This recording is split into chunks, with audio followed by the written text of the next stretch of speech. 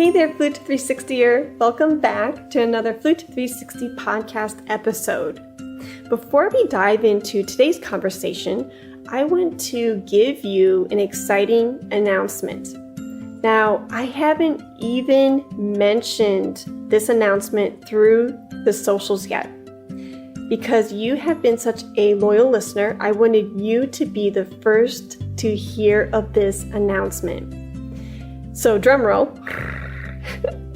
The announcement is Flute 360 and BG brands are teaming up to give you a beautifully designed microfiber cloth.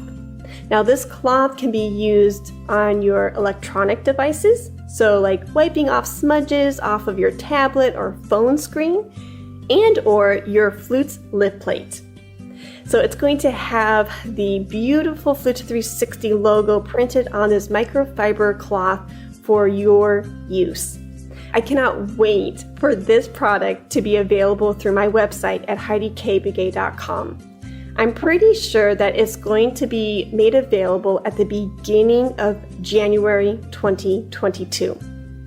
Now, not only am I highlighting this and thanking BG France for their extreme and generous support, but also because you may be thinking, well, how is Heidi doing this? This isn't the first time that she has teamed up with a corporation within the music world. And you're right. I have teamed up with a lot of different corporations across these 3-4 years, but it wasn't always that way. Now, you being a modern day flutist, you may have heard me say that throughout your business portfolio, you need to have multiple streams of income. Well, for Flute 360, working with these different corporations is one of those streams where I monetize sponsorships through Flute 360. If you have a digital platform where you want to start working with corporations and start creating that revenue for yourself, then I'm inviting you to one of my webinars that's going to be held Wednesday, December 15th at 6 p.m. Central Time. At this webinar, I'm going to start highlighting and showcasing how you can start working with corporations today. You guys know me. It wasn't always this way. I'm a flute teacher, right? I don't have a huge name, but with a little bit of know-how and a little bit of strategy, I have been able to work with over 20 different companies. Now, this includes flute makers, flute shops, flute festivals, music apps, and the like. Nobody taught me how to do this. I had to figure it out on my own. So if you're wanting to generate a new stream of income through your business portfolio, and you're considering to add in corporate sponsorships into one of those streams, then come hang out with me Wednesday, December 15th at 6 p.m. Central Time to start learning how you can monetize and partner with different corporations. I hope to see you there. Go ahead to my website at HeidiKayBegay.com, join the mailing list, and I will send you out the Zoom link and friendly reminders from now until then. Thank you for listening to today's episode and enjoy. Hey there, welcome back to another Flute 360 podcast interview. Today's conversation brings me so much joy. I am pumped, over the moon, ecstatic, because I have two wonderful musicians, two wonderful composers, and not only are they phenomenal at what they do, but they are my colleagues, and even more importantly, they are my dear friends. And when all of those things come together, I believe that amazing conversations unfold and there's wonderful synergy. So through the podcast lately, we've been doing a lot of flutey things. We've been submitting video proposals to flute festivals. We've been talking about your artistic voice. So we are going to mix things up a little bit and talk businessly. We're going to focus on you, the musicpreneur, and who better to have on the show than Dr. Garrett Hope and Brewer. So welcome, gentlemen, to the show, and I cannot wait to dive in. Thank you. Yeah, happy to be here. Yeah. I love your reactions as I was introducing you, and you're like, okay, here we go. We're on this ride. Oh, shoot. But no, it really does bring me a lot of joy, and I really wholeheartedly mean what I say. And the other thing that I want to throw in there is that these two gentlemen, as we've been working on the Ultimate Music Business Summit for the last 4 or 5 months, I just want to say I've been learning a lot from you guys. You don't even know it, but you motivate me, you inspire me, and I'm learning tons. So thank you for being in my world and in my orbit. Well, that's been a two-way street. Absolutely. Cool. Okay. So do you guys want to introduce yourselves briefly before we talk about business topics? All right, I'll go first. My name is Arthur Brewer. I'm the composer in residence for the Tualatin Valley Symphony and the Tualatin Valley Community Band. And I also am a web developer. I've had a business called Firespike now for about 20 years. And I am a composer, speaker, and coach. And I am the composer in residence for the Lincoln Community Concert Band here in Lincoln, Nebraska. And I have been serving composers and other creatives for 6+ years now, trying to help creatives learn what it means to run a business as a creative in the 21st century. Cool. And both gentlemen are podcasters. Arthur is a newbie, so he's getting his show off the ground. And Garrett is the host of The Portfolio Composer. And he actually was on a Flute 360 episode about a year ago. I believe you're episode 126. So if any Flute 360 listener wants to go back and listen to that, 126. I really do know, this is a fun fact. I don't think many people know this. I really do have most of my episode numbers with the correlating guest memorized. Do you really? Yeah, I really do. Wow. Yeah. I do not. Well, I think you have 100 more than me, so that's fair. Yeah, but you're quickly catching up. Yeah. And Jason Heath, we've all been on his show lately. He has like over 800 episodes. Yeah. It's insane. So today's focus is going to be a little bit of everything. We're going to throw down some gold nuggets on how we can help you, the musicpreneur, but we are also going to highlight this amazing event that is going down January 6th, 7th, and 8th in 2022. It's called the Ultimate Music Business Summit, and Garrett is the founder of UMBS. And this year, Arthur, Garrett, and myself have been working on version 2. And we're going to talk about that later, but we want to dive into some topics that have been pain points for you. I've been listening to you through emails and DMs, and we want to serve you. So the first topic that I want to kind of go round robin is, what are some of the necessary skills that the present day musicpreneur needs to have in their back pocket to be successful? And Arthur, if you want to start, you can take the lead. All right, I will go first. I think one of the most important things to have in your arsenal of tools is communication skills.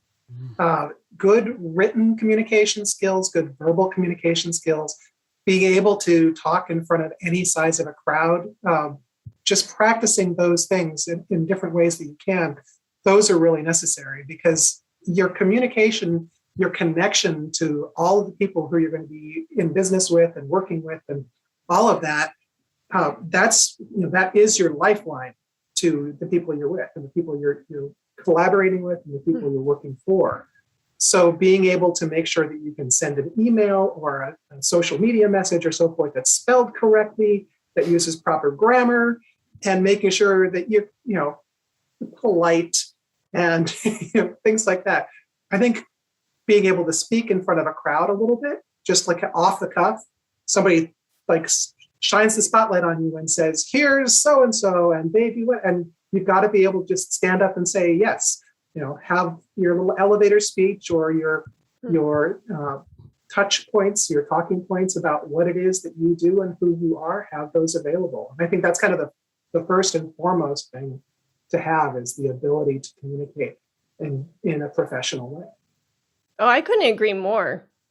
And that's one thing that I've been saying through Flute 360 is that's one of the many benefits to podcasting for me. since being a podcaster for 3.5 years, I'm not always the best, but my communication skills, both orally and written, has improved, especially the oral side of things, being able to be very concise with what I want to say. And like you said, Arthur, hitting those main points, it takes practice. And if you're not actually doing it and practicing these skills, then these skills can be a little weak and we need to strengthen them. Mm-hmm. Right. Also, just, the not saying a lot and not getting stuck on things, just practicing those things are, they're essentials. And you get that with the podcast because you hear yourself over and over as you're recording yourself. And you can hear those little verbal twitches and verbal tics that you have. Yeah. Just wait till you start editing your podcast. And then you get to around your 200th in 1 hour and you're like, never again. Well, I already work on videos, so I have done a lot of editing on videos, and I've caught myself with the ums and with my particular tics. I've got certain phrases that I use a lot myself. So.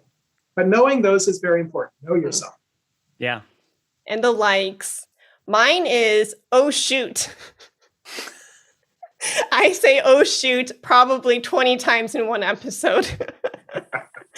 But I'm consistent because when Eric is editing the episode, my oh shoot has the same inflection. So you can see the audio file and he's like, here we go. And they look identical. So, at least I'm consistent. Yeah. But no, I couldn't agree more, Arthur. I think communication skills is vital. Yeah, excellent. Garrett, what would you like to add? Well, first I'd like to say that Arthur stole mine. But to back that up, I couldn't agree more. And I often, when I'm creating content, just try to get it done as quickly as I can. And there was a few years ago, Arthur was very gentle in saying, I think I can help you edit some of your blog posts. So for a while there, he was helping me make sure all my grammatical structures were in place and I was spelling words correctly. Because I like to get stuff done and then just put it out into the world without looking back at it. But that was a mistake. And I learned that from Arthur because that kind of communication puts forward the wrong kind of presence. And Arthur, I'm just affirming what you're saying here. Like, it's really important, especially because we don't get multiple opportunities to make that first impression, right? And if that's the first time someone's encountering your content, having it spelled right with proper grammar, it doesn't mean you're writing like the dictionary. It just means you're communicating well. So that's critical. But my kind of critical business skill, to answer your question, I think really has to do with the mindset. This is another thing that Arthur has helped me with and others. But as I've coached multiple creatives, especially composers, I've seen some common traps that we fall into. Some of these have to do with money and lack and the idea that real musicians have to be poor or suffer for some reason. But then the imposter syndrome and the inner critic, all of these get in the way of us being able to create what we want to create and to serve the people we want to serve.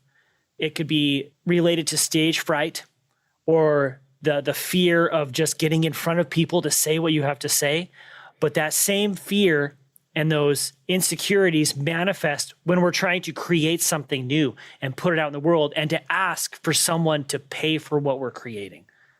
Lessons, recordings, courses, coaching packages, you name it.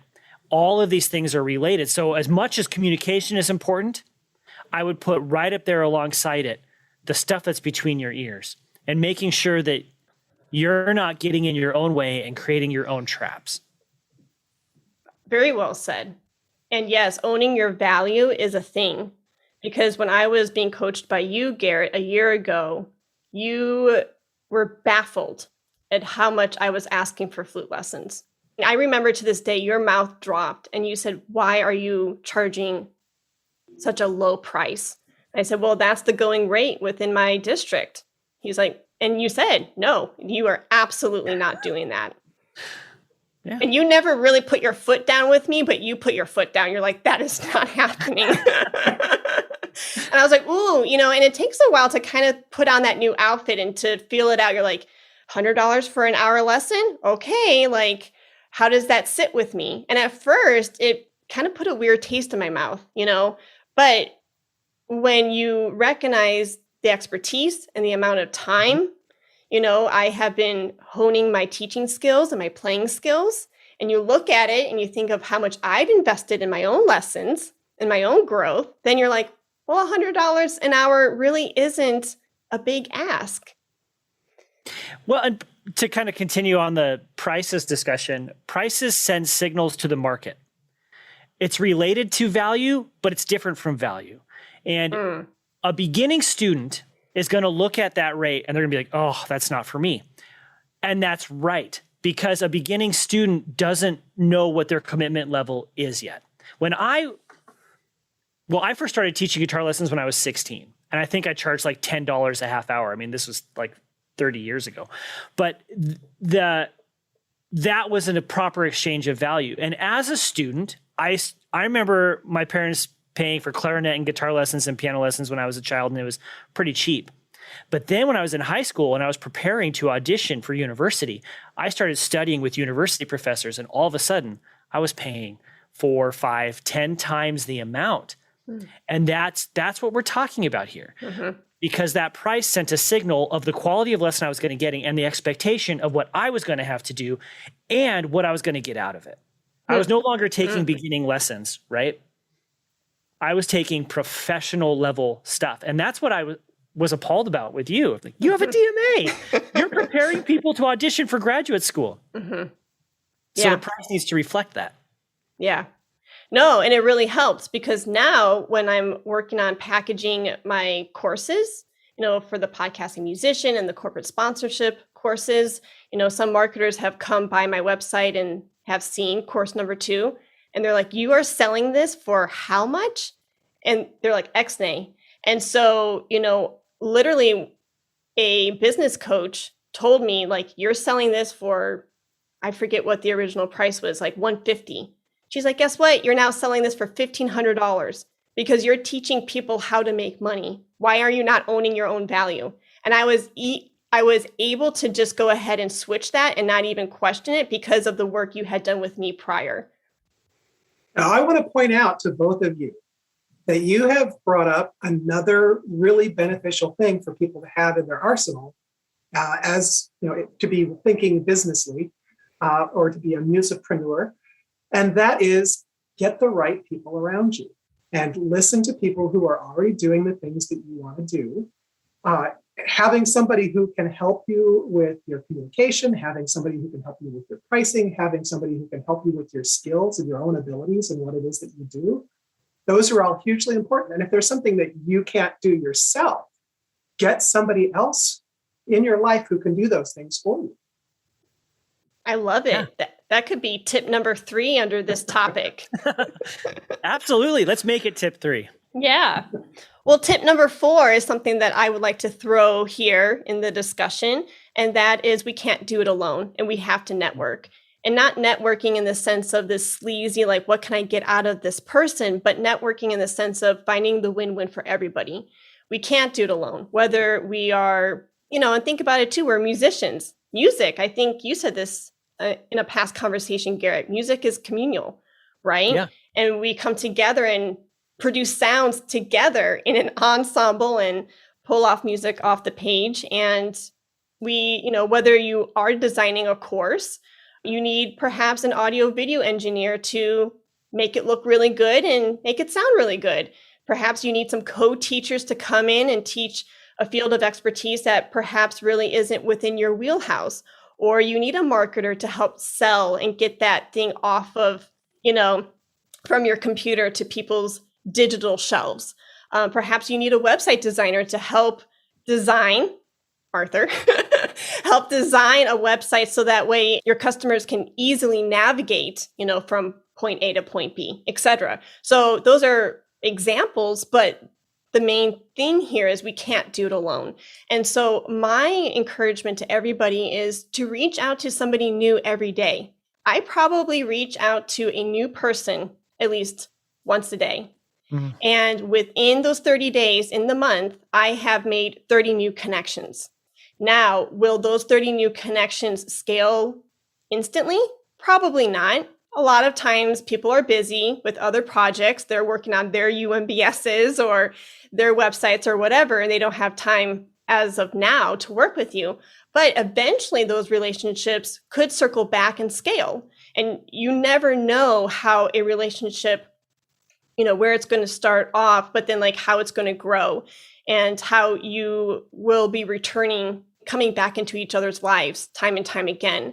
And from those 30 new connections every month that I make, probably, and I was talking to Eric about this last night, probably a good 5 of those 30 relationships within the month for me will scale. So, and it's only by putting yourself out there. You have to step outside of your comfort zone and send that DM or text somebody or call them. Like, you have to actually do it. Not think, and it's easy because things like that, other things sometimes have a higher priority. Like, oh, I have all these emails, I have to teach all these lessons, and building your network and expanding your orbit is like a slow needle mover, right? It's like hitting long-term goals. So something like that could easily be put on the back burner, but I'm encouraging people to, start implementing these small steps a little bit every day, because over time, one new relationship a week doesn't sound like much, but in the long run, boy, it can do wonders for both their side of things and your side of things. My name is Eric Branner. I'm the CEO and founder of Fonz.com. I'm also a third-generation music teacher. We started Fonz because I desperately needed software to run my music school more efficiently and professionally. Fonz design is sleek, modern, and minimalist, but its focus is on maximizing your revenue, building your business, and facilitating trust with your students. In a recent survey, the average studio owner said using Fonz saved them 10 hours each month in admin tasks, and 88% of the teachers said using Fonz significantly improved their job satisfaction. Perhaps the coolest part about Fonz is the community of providers we're building and how we're working together to elevate the amazing work we get to do as independent music teachers. Sign up today for your free trial at Fonz.com. Book a demo with our team and see all the ways Fonz can help you earn more while creating a greater impact on your community. Thanks. And I would like to add on top of that these should be part of your business systems. And what that means is every week I reach out to X amount of people. It's just a thing you do. Like on Mondays, I'm going to send these emails or whatever. And as you said, it is a long-term thing. It's not going to show fruit tomorrow or next week or maybe even next month. But you have to be planting the seeds so that when the harvest is ready, then it's there. Like you said, if you put it off, and as a composer, for me, this means next time I want to build a project, I'm not starting from the beginning. I have people already in communication with me who are interested in what I'm doing, who are performing my music, who are ready for the opportunity. And it takes these kinds of constant reaching out and building relationships that you just described. Yeah. I kind of feel like I'm bouncing things back to you on everything you guys are saying, because you've both hit on another item that's an important thing, which is time management and protecting your time. Making sure that you are avoiding distractions and making sure that people know when you're available and when you're not. Make sure you have your boundaries around your time. And when you have your things scheduled, that time is sacred to do those things. And then, of course, the time management of these are the things that I'm going to do each day, so that over time, you do have that growth. And, it's like exercise or dieting or anything else in life. If you don't do it every single day, if you don't do it regularly over time, you're not going to immediately go from being hugely overweight to being a bodybuilder. It just doesn't happen that way. So it's the same thing with everything else. You need to put in, there's the idea of the 10,000 hours. You need to put that in with every skill that you've got. I agree. Yeah. And I feel completely validated, not only with what you gentlemen are saying, but also a phone conversation that I had a few days ago. As you know, I reached out to BG France for UMBS. And Jimmy and I were talking, and he's a phenomenal guy. He's actually the operations manager for North America. And he said right away in the beginning of the conversation, we hadn't really even gotten into much details about UMBS. And he said, we can't do it alone. And I wholeheartedly believe that. I was like, yes, especially somebody, with the title he has and the company he works for, it feels validating, just to hear somebody wanting to collaborate with even, not with people like us, but do you know what I mean? Like really supporting artists and teachers at all different levels. I think it's phenomenal. But perhaps bouncing off of what you said, Arthur, you said something about time management. I was not anticipating this, but how do you manage your time? And this question goes to everybody because we all wear all of these different hats, right? Musician, composer, podcaster, teacher, coach, nonprofit organizer. How do you guys do it all? Right now, poorly. Right now, my own company, as far as the web development side of things, is understaffed. So I'm working on bringing somebody else in to help. But in the meantime, I'm wearing more hats than I usually wear. So I'm getting more distractions and more all sorts of stuff. But again, protecting my time is the first thing that I have to do. I have to be able to say to somebody, first of all, I have to be able to say no. It's another skill to have, is the ability to say, no, I cannot do this right now. You have to be able to protect your time so that you have time to do things that are important. And if you just jump at anything that anybody asks you to do, then you lose that focus on what is important.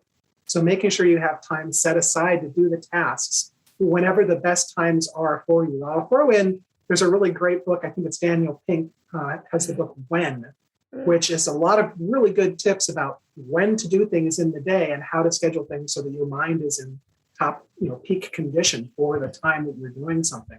But taking an hour and saying, this hour I am going to do those things, and turning off your phone, turning off your emails, turning everything off as far as distractions, and just working on that thing for that hour is important.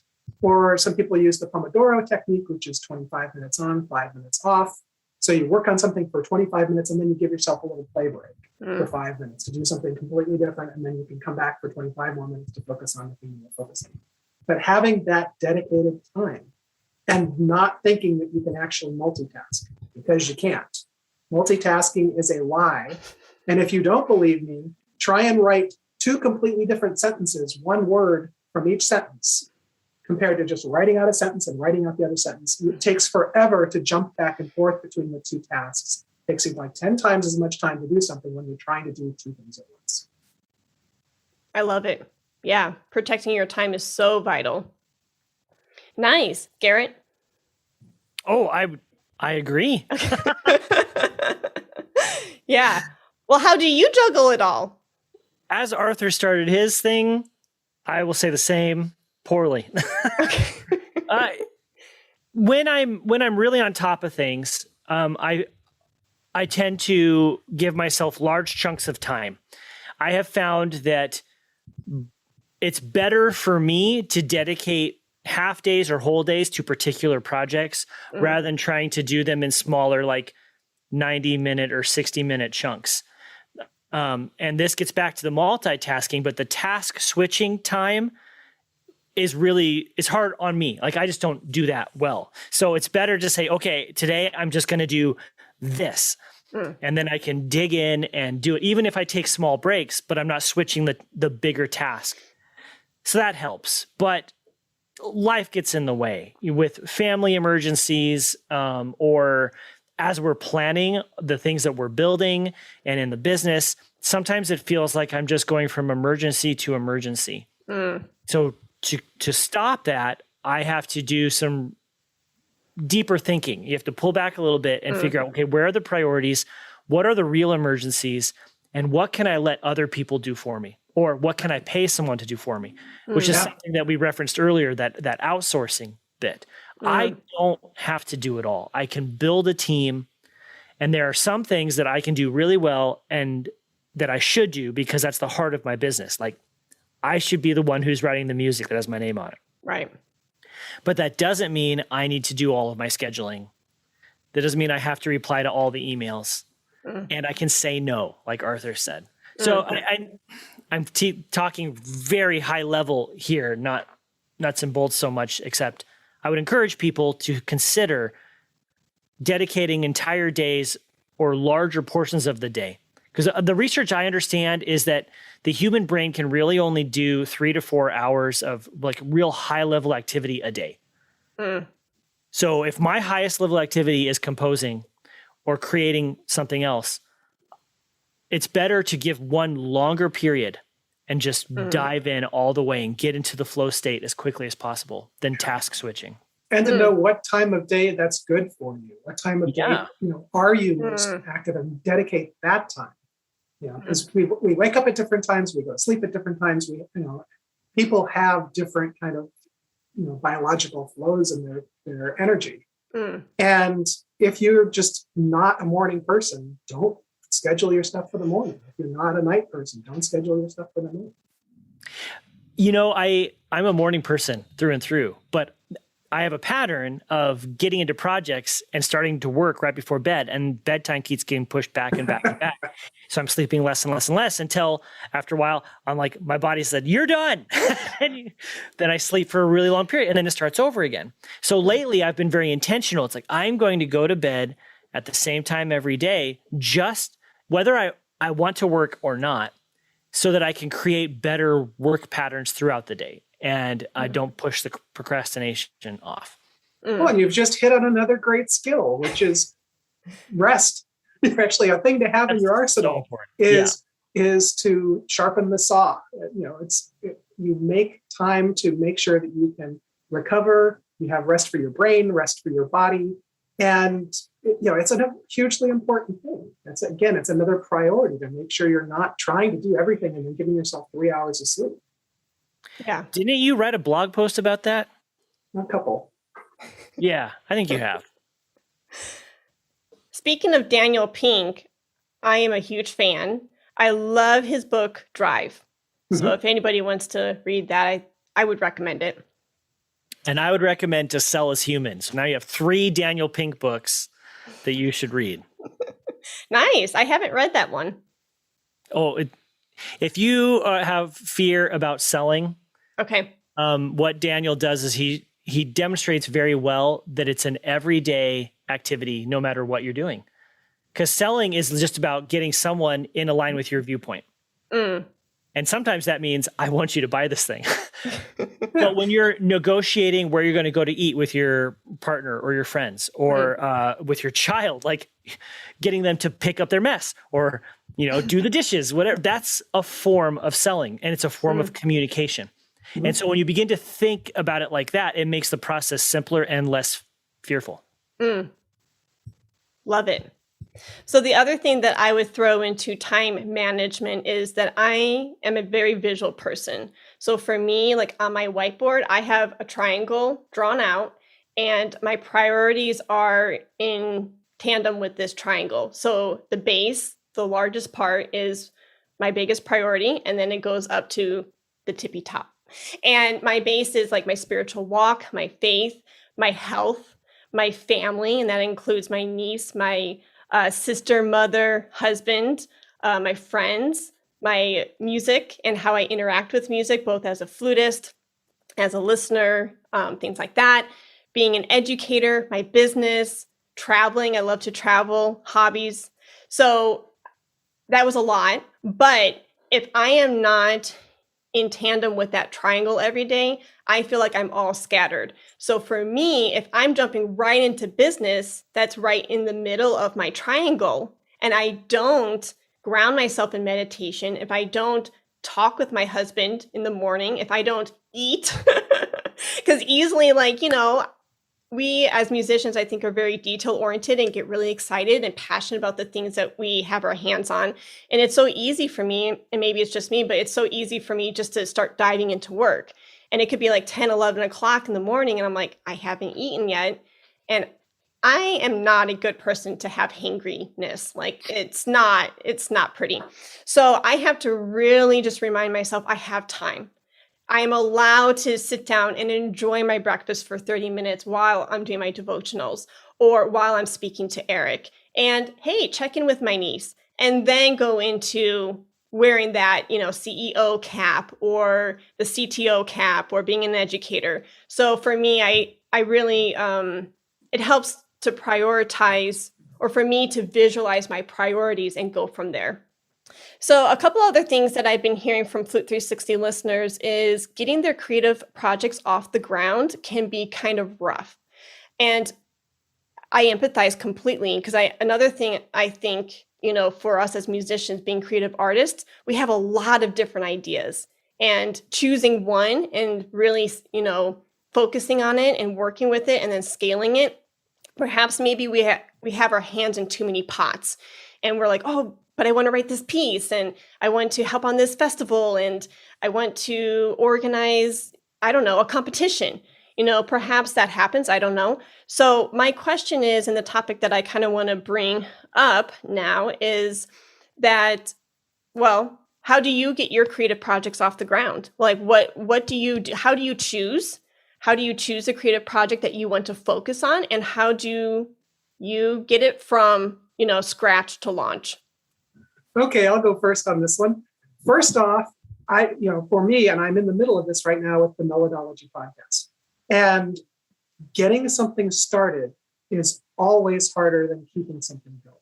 Okay. Getting the first bits of it in place, getting the process, getting the habits, that's the challenge first. Because once you have something that exists, it wants to continue existing, especially creative things. I have a really strong belief in creative things having souls and spirits of their own and like minds of their own. They want to exist. If you don't create a particular thing, it's going to find somebody else who will create it.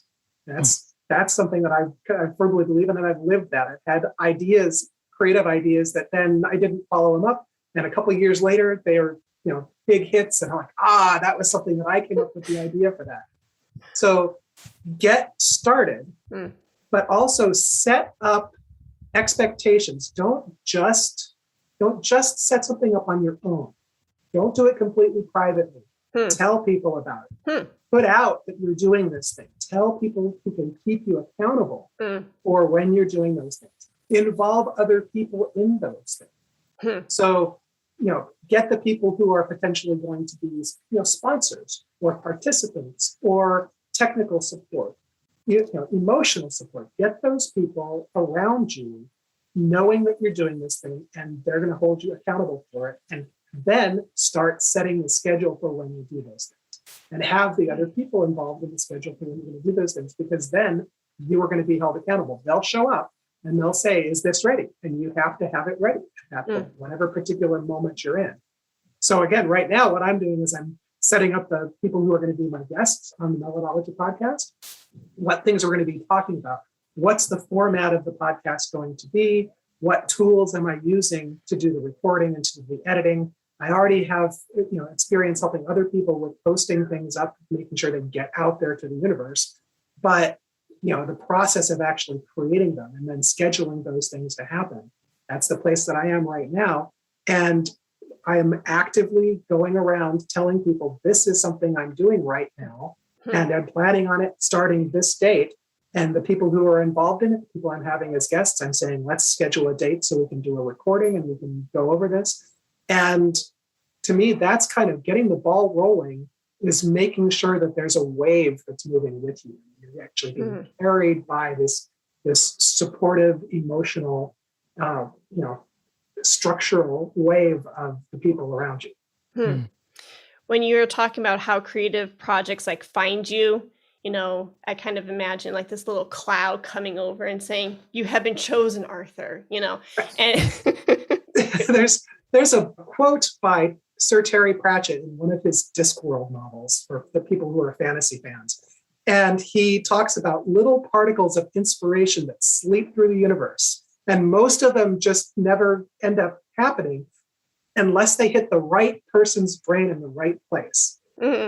And when you have those little particles of inspiration, I like that idea because, again, it can go through you and go to somebody else. Yeah. But I like that idea that those things exist. The creative concepts, they're out there and they want to live and they want to happen. Yeah. The same thing is discussed in Elizabeth Gilbert's book, Big Magic. Yes. Yeah. She talks about have you watched her TED Talk? Yes. Because she talks about these things like coming on the wind. And they come in and you have to be receptive, right? So that's being in a creative state of mind and doing the work of showing up. But if you don't catch it, it's just going to keep on going. Yep. I love it. Anything that you want to add to this, Garrett, about choosing creative projects and getting it off the ground? I know that for me, and this is what I encourage people as much as I can, you will never feel like it's ready. So you just have to ship the art, which is a Seth Godin term. And a lot of my best advice is the same as Arthur's, is letting people know about it, giving a deadline, being accountable. And one thing that's helped me, especially with this summit, is building a team.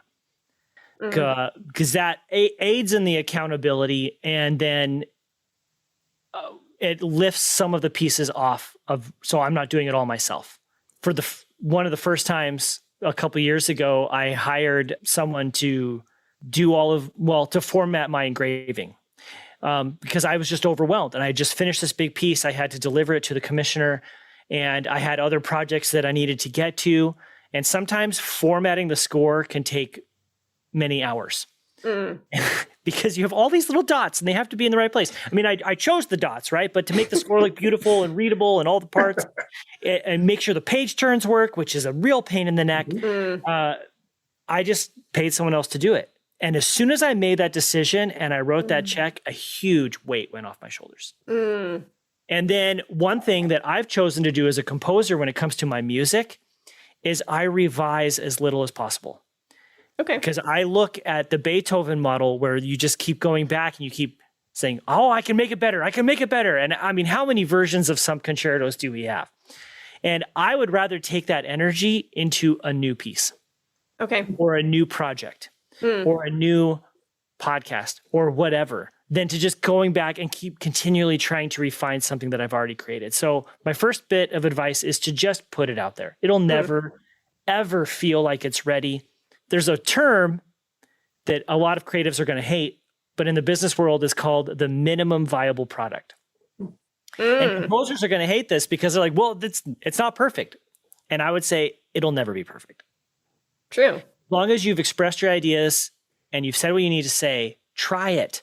Let someone perform it. And if you need to fix something later, you can. But then also don't live in a constant state of revision. Take that energy, that desire to make it perfect and create another new thing and then ship that out into the world. Yeah. See, I like to think of my creative creations as being kind of like people. They're not, people aren't perfect. And creations don't need to be perfect to be out there in the world. And if you're focused on making it perfect in the first place, you're never going to get done. Never. And and look at a lot of things that are out there, whether it's a podcast or a YouTube series or music in general, songs and so forth. Look at the things that are out there that people are creating and look at them with the mind of they aren't all perfect. They're not all exactly what they need to be. Everybody who finished those things still was thinking, I could tweak this a little bit more and it could still be better. And that's just the way it is with creative work. And creation in general, there's always something else that you can do to change and tweak and so forth. And if you do that, you can miss your deadline. Give yourself a deadline. There's a tip. Give yourself a deadline. There you go. Yeah, I love all of this. And that's one thing the Flute 360 podcast has taught me is, things aren't going to be perfect. And early Flute 360 Heidi would have episodes just sitting on my desktop forever. And because it wasn't good enough, I wanted to revise and revise and revise. And then now, like older podcaster Heidi, it's just like, c'est la vie. I'm a human. I'm going to say ums and ahs, and it's not going to be perfect. And I don't have, and Eric doesn't have the time and energy to deal with crazy OCD me of saying, take this out, take that out. I mean, he would kill me. He literally would kill me.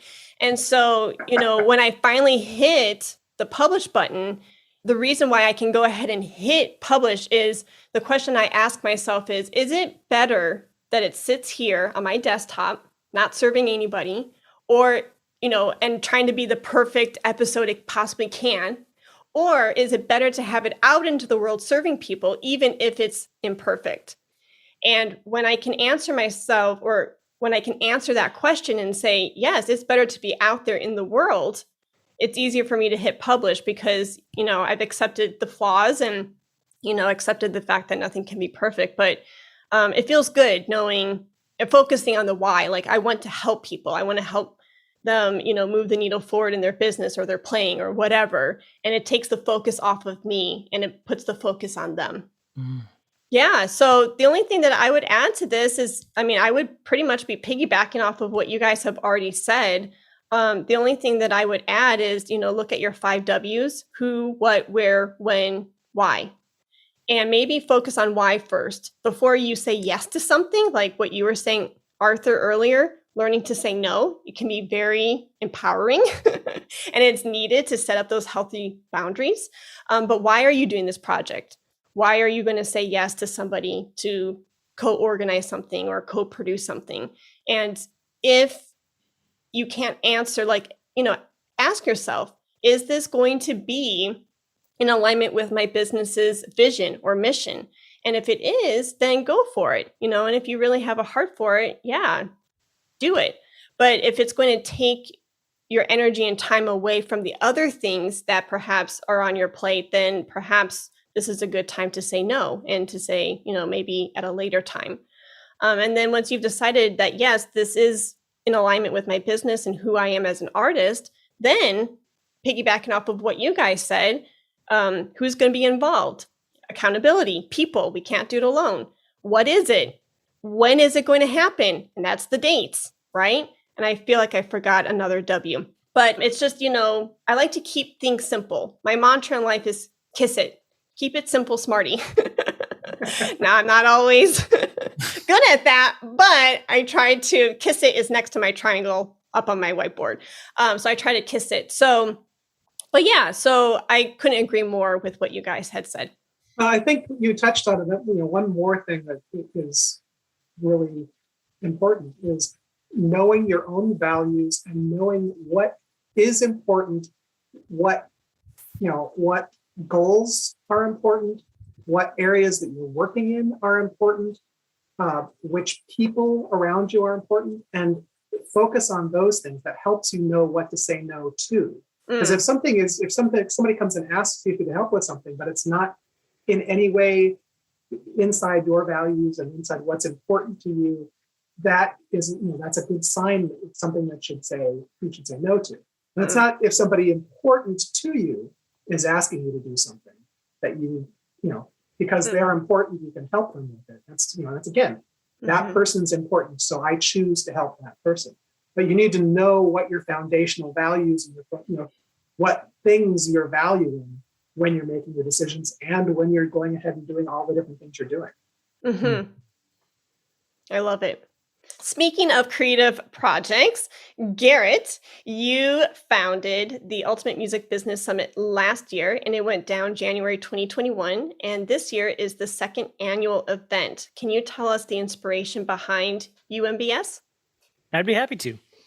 So last year was when we were in the middle of all the shutdowns, and it was very stressful, and no one knew what was going to happen.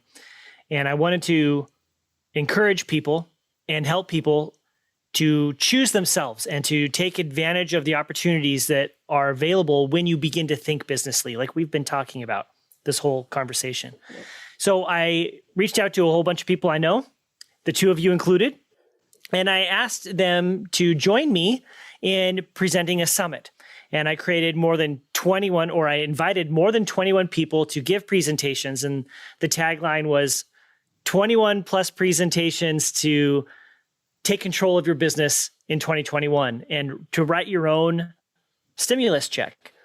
And it went really well. We had over 700 people get a ticket and show up. And I got great feedback and very helpful feedback from a variety of people.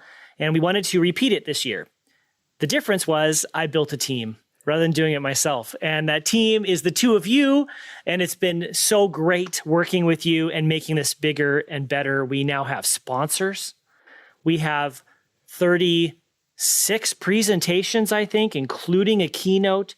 Most of these presentations will be live, and then there will be the opportunity to participate in a Q&A with the presenter if you get the VIP ticket. There's going to be speed networking events that are going to take place. I mean, it's going to be pretty incredible. Yeah. And I think I've mentioned it before, but it's going down January 6th, 7th, and 8th, 2022, and you can go to musicsummit.biz. And is there anything, Arthur, that you want people to know about this specific event, whether it's like the topics or the presenters, anything that you think we should share?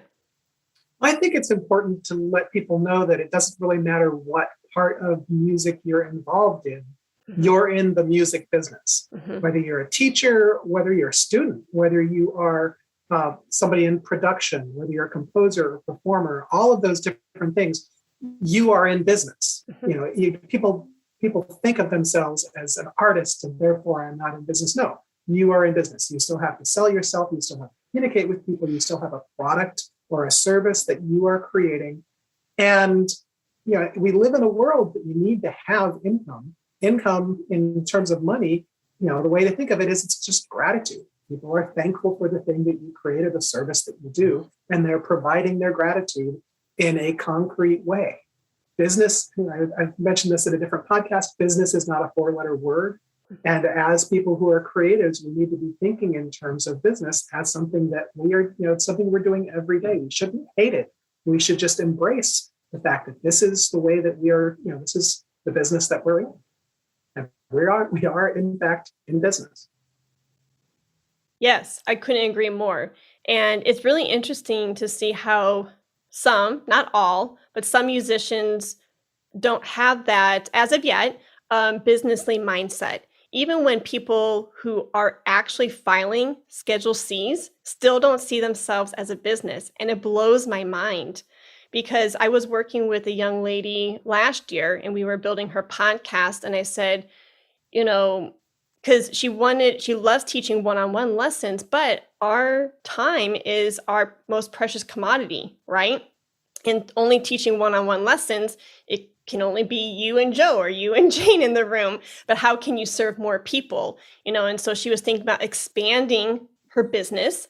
She wasn't using business, but she was thinking like, I want to create a class and help more people in group sessions, etc.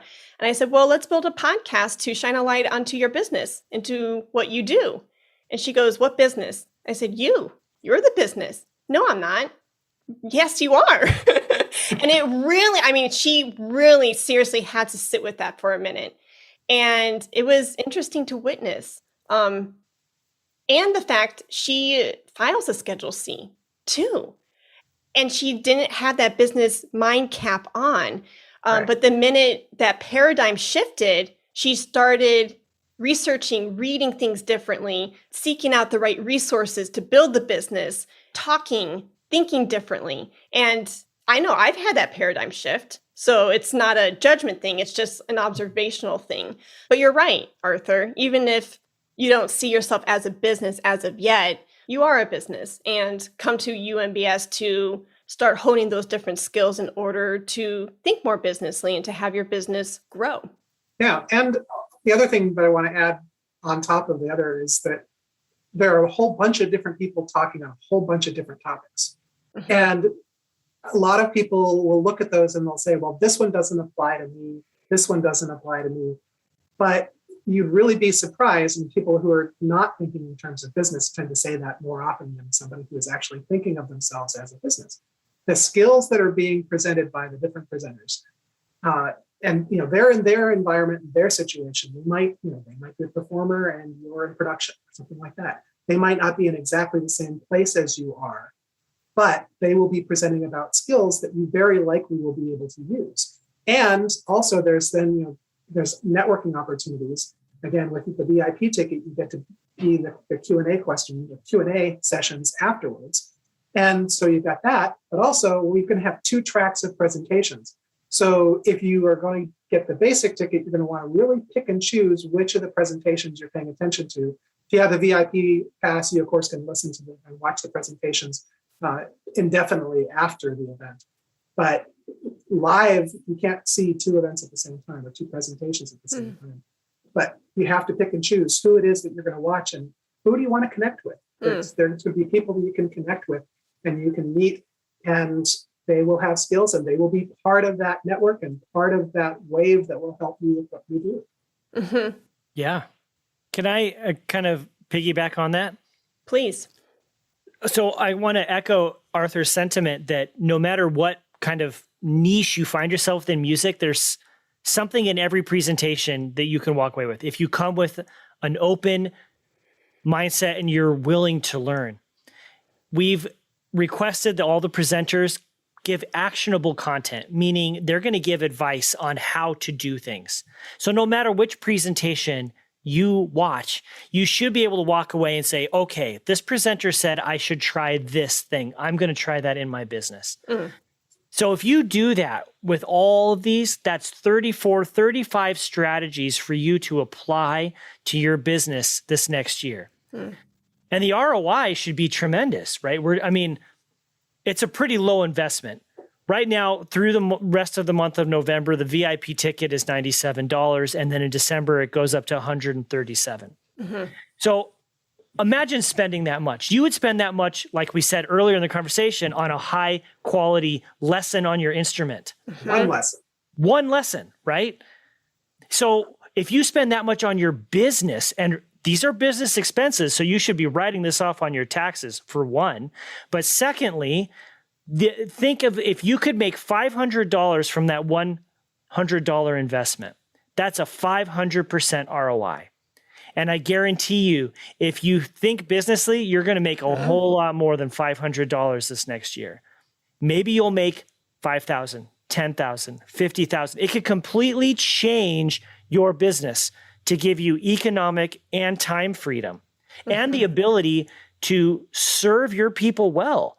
There are people who want the music you're creating, who want to learn from you, who want to be entertained by you, or who want to network with you.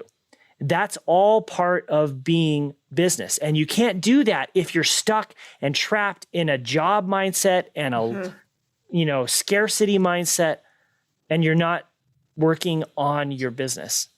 And not just the ROI in implementing these different tangible steps that the presenters are going to give you, but the ROI on just the networking and the possibilities of meeting people is priceless. You cannot put a price on that. No. And it's amazing to see, our music friends. I mean, just look at from year 1 to year 2. Mindy Peterson, who's been a huge supporter of UMBS. She had us on her show, or Garrett specifically on her show, Enhance Life Through Music.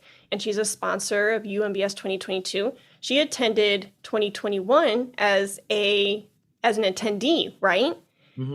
And she met phenomenal people, brought them into her orbit, and she keeps telling me through DMs, these relationships are still thriving.